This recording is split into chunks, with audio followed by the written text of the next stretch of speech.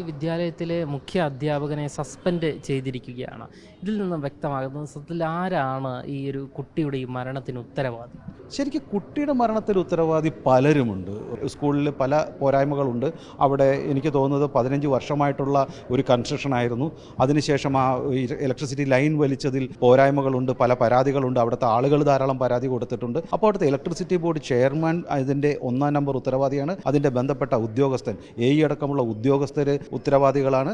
തീർച്ചയായിട്ടും അവിടുത്തെ സ്കൂളിൻ്റെ മാനേജ്മെൻറ്റും അവിടുത്തെ അധ്യാപകമാണ് ഏറ്റവും പ്രധാനം. ഇതിന് പലകുറി ഇത്തരം കംപ്ലൈൻറ്റുകൾ അവിടുത്തെ സാമാന്യ അടുത്തുള്ള ആളുകളും അതുപോലെ തന്നെ മുൻ വിദ്യാർത്ഥികളും പറഞ്ഞിട്ടും നടപടിയെടുക്കാത്ത അവിടുത്തെ പല ജനപ്രതിനിധികളും പ്രത്യേകിച്ച് MLAയും അതിൻ്റെ മന്ത്രിയും ഉത്തരവാദിയാണ്. അവരാണ് 1-ാം നമ്പർ ഉത്തരവാദി.